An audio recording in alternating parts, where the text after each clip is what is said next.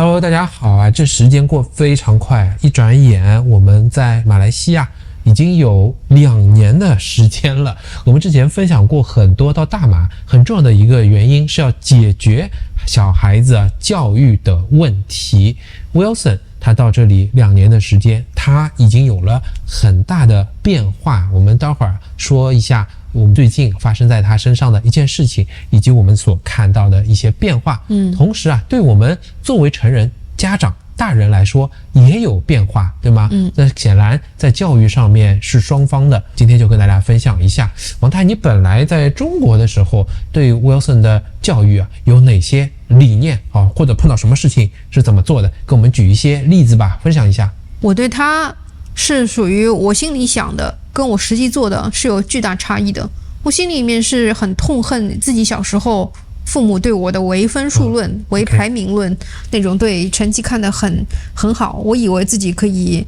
做了父母之后会避免这个，但是好像孩子到了3、4年级之后，深入到中高年级，我也不知道为什么自己就变了。我很看重，希望他能够考试，咱不说是顶级吧，班级的前3名，像我小时候那样，我想他至少要所谓的前10名这个概念。然后我觉得他在某一些优势科目上面应该要取得满分这样的成绩。我好像有一个很执拗的完美主义者的这样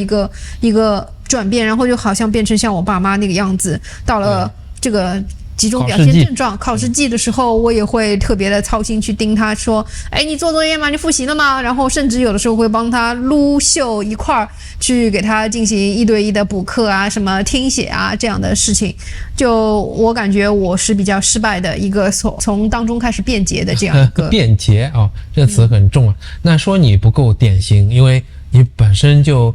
比较容易情绪起伏比较大。你就说我好了，我觉得我在 Wilson 在考试季的时候也会变得比较怎么讲，就会抓得很紧。当然部分原因是担心你对他的要求很高，对吧？你给我 set 了我们家的一个 bar。那我觉得还有个很重要的原因就是回应到你刚刚讲为什么你也会在考试季的时候突然要求会变得很高。因为我在想一个词 you get what you measure， 就哪怕是老师不停的用成绩在 measure 孩子，每天丢给你看从每一门课每天的作业得分 G 还是 A 还是 B 还是 C， 到小考试到大考试，你的脑中充满了就是这个，最终你 get 的东西你来自于其他人的 measure所以这个环境就是这样形成了。再讲身边的家长，大家都在追求都在这样的一个环境中，我们自然也想拿到一个好分数因为写在这个学生的手册上的不就只有这些分数吗？也没有说他的过程实验做得很好，他很注重人际关系，他很喜欢电脑，他篮球玩得不错，没人 care 其实我仔细的分析我其实是很早在他上小学之前，我就已经想过，将来他如果成绩不好，我是要让他去国外念书的。我觉得我落实到行动上，就是从他幼儿园的大班开始就开始自己教他英语嘛。那我为什么到了3、4年级之后开始对他有这样的一个学术上的转变？以前都是得过且过。当然孩子确实他也是不费吹灰之力，好像就拿到班级比较好的这个成绩嘛。我觉得是因为那一阵子我的事业特别的一帆风顺，而且我会觉得说我的一帆风顺这个将来是要留在中国发展。我就很担心将来如果为了孩子的念书的这个问题需要移居国外，我会失去这一切事业上的成功，你知道吗？所以我就希望他在国内能够成绩好，我就不用做这样一个大的 move， 你知道吗？我是有这样的自私的想法在里面的。你是把不停自己的那些担心投射到小孩的教育上面去了。对，我是不知道我自己在国外转换一个环境去做一个陪读妈妈，然后没有工作的情况下，我会变成怎么样的一个失败者，你知道吗 ？OK， 你是被焦虑所推动和牵引的。对，我呢更多的还是也会受到别人的一些影响。我觉得是整个环境所设定的 measurement， 即便我们是希望他再轻松一点你放松一些就好那些右脑的感性的东西才是最重要的。可是让他学什么呢？因为他已经被学校的这些作业各种各样的观念时间占满了，观念也占满了，他也没有力气了，导致的结果就他还不需要发展什么。且不说你想让他发展这些东西找不到任何资源，他已经开始厌倦学习作为整个事情了。他已经不喜欢学习，我分享过嘛，就是我们家就发生过很多次，完全就不想学。你看这对孩子也是有影响，这导致你也会刚说产生一些观念上的撕裂吗？对，是的。其实我也不爱学习啊，我从小就不爱学习啊。我爱学习都是因为我所谓的这个都是被妈妈打出来的嘛。我也是很小就失去了这个对学习的热情，所以我觉得来了马来西亚之后，你也说了嘛，彻底就转变成甩手掌柜。我是真的完全不看他的这个 academic 的成绩，对，当然他每个 term 的这个 report 我还是会看，然后更多的是你作为一个帮他一起去成长的这样一个角色，对吧？所以这2年我发现一个特别好玩的事，就是在昨天发生的。他早上吃完早饭之后，很开心的跟我们2个讲说，我很期待今天，因为今天就会出一个他上周的英语考试成绩。他说他很期待，因为他觉得自己考得非常好。然后他上周考的那几门，他说自己感觉都非常好。就是我觉得从来没有看到过这样的事情。那天还发生了一个事情，我要补充一下，来说明我们的转变啊。这一件事情就可以说明。怎么说？他说这周考试周终于过去了。我2个都傻了眼。考试考完了？考了什么？考得好吗？对。原来我们什么都不知道。你看，这是我们的转变，对吧？我们想让他拥有的这些理念，想跟他一起去做的这些事情，只有在时间多出来的情况下，只有在我们不要那么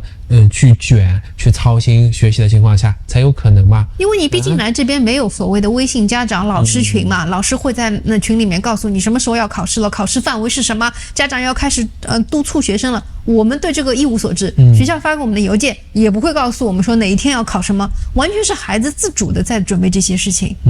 我觉得对我来说也有一些转变。我刚才有分享过过去我的表现嘛，那我觉得首先我们还是会不停的去 check in 一下他的思想状态，他在学到的一些东西是什么。同时呢，我发现介入比较少，他就能够比较好的 on track， 这个就让我感觉挺放心了。而且学校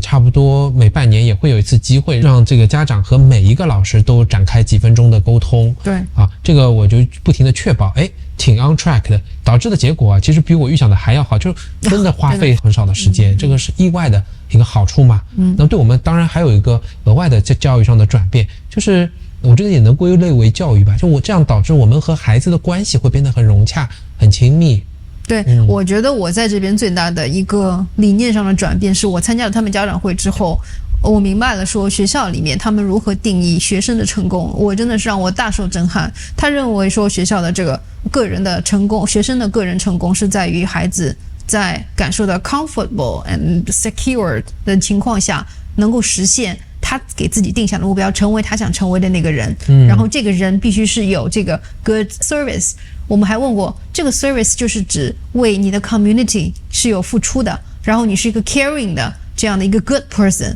他把这个看得非常重。我是从来没有想到过说一个人的成功是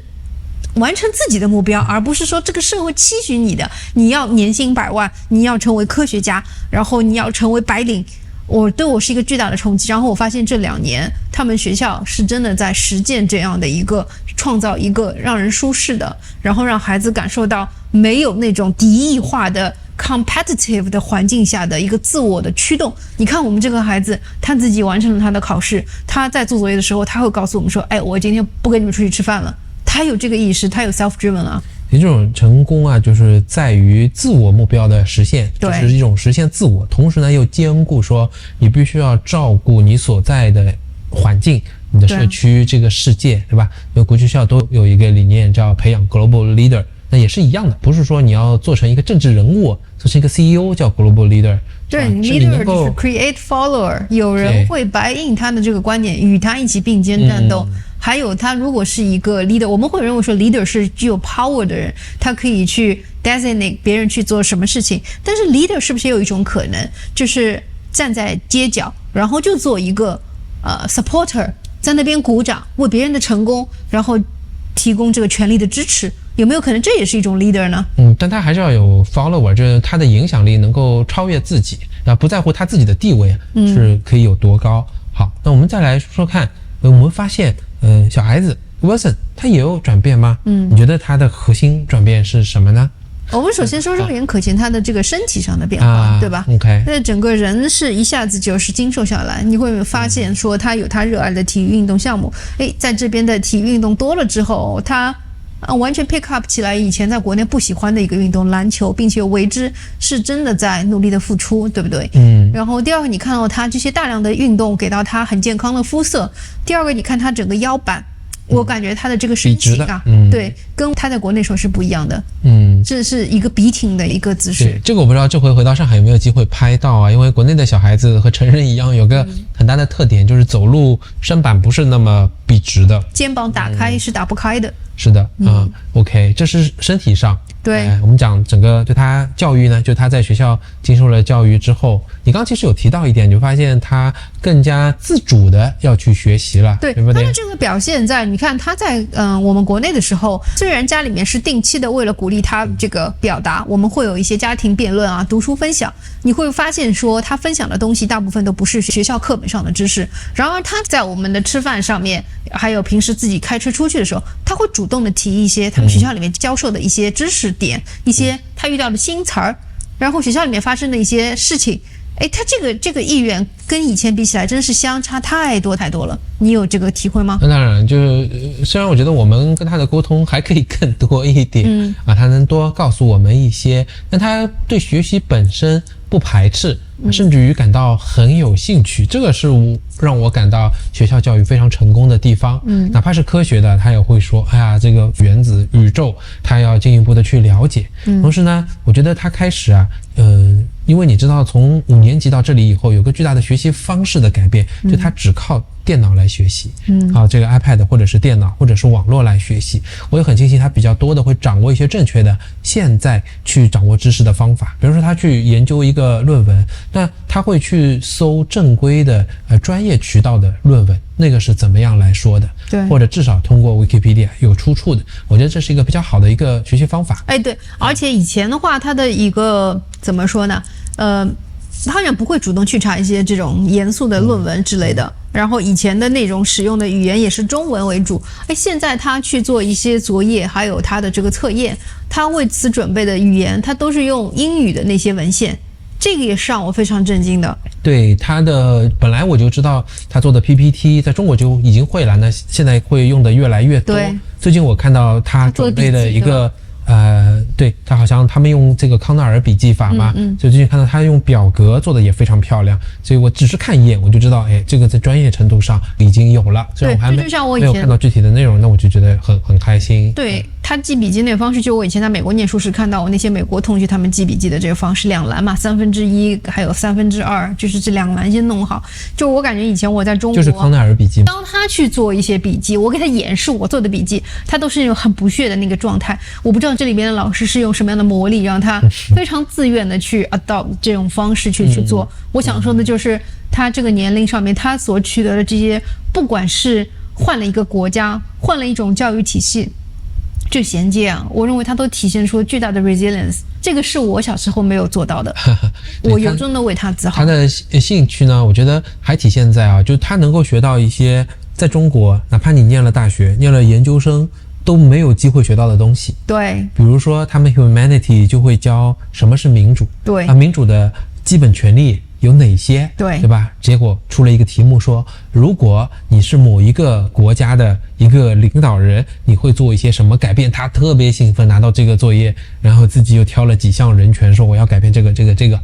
为此又找了很多，有时候甚至于说，今天我就要去做这个作业，再花点时间，对吧？OK， 对，还有就比如说，你看他那种英语学科里面学的东西啊，听他讲的，竟然是学如何欣赏电影里面的那种各种各样的镜头设置。因为我觉得这种东西都是既实用主义又是很有审美情趣的一种内容教学，对不对？ project based，真的是太有意思了，我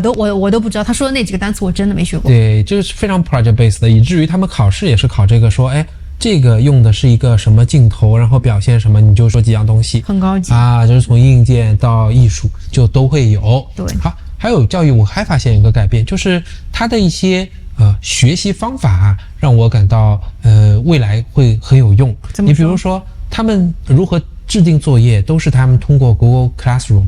然后他自己每天要自己看课表、看作业，这些作业很多是长时间。以前真的都是我们家长在旁边说，哎，明天有什么课啊，什么什么。这个真的是靠学校，因为从原先我每天要盯每天的这个东西，就是老师发给我们，我们再去盯它，就按天来盯每个细致的东西。到现在转变为可能这个是1周、2周、1个学期的作业，不需要盯，通过电子的手段直接交由到他手里的，可以自己完成。这个中间是非常 perfect 的一个 transition， 我们没有交，那就是学校的功劳。而掌握了这个，然后呢，自己要写邮件交作业，系统上去检查，提前去看，按时完成，对一个小孩来说就很大的进步。那你可以想象，他进入工作场所以后，就会做一个对别人是负责任的一个工程师也好，一个一般的 clerk 也好，我觉得都会是 OK 的。是，我觉得这里边的老师真的是非常有意识的，在一步一步的训练他们这些自主意识，并不是说是需要家长 take lead， 然后让孩子们去把这些事情配合他们完成教学目标，好像不是这样的。这让我感到了作为家长一个前所未有的一个 relief。对，所以这2年我觉得还是非常非常值得啊，做出了巨大的转变，不然我们大概率是朝着更多作业更加分崩离析的是吧？更加我就不说了，我们回去再了解一下国内的学生，再来分享。那你会看到小孩子身体变得更加强壮黝黑，是吧？健壮，身板也很好，然后到有自主学习的兴趣、学习的内容，然后学习的习惯都还是不错，对吧？对我们来说呢，就能够创造更融洽的一个环境，也更多的回归本真，去关心他学习真正的一个理念，然后也更多时间跟他相处。对啊，所以在中国总是看到一条标语说教育利人，但是我觉得中国的教育的最终目标是所谓的成才，成为国家需要你的这种材料栋梁，对吧？但是在这边的话，我其实更少去看到他未来会成为怎么样一个的成就，他是一个挣多少钱的，或者怎么样一个有影响力的人，我觉得并不是我现在关注到的。我希望他就是成为一个人，他有独立生活能力的人，有生存的技能，有审美的情趣，然后有自己的小爱好，可能这个人是更重要的。行，我们也听听看大家说你对孩子的教育会不会感到很头痛、很费心？然后你对孩子的期望是什么？实现了吗？困难是哪些？我们也多在评论区交流一下。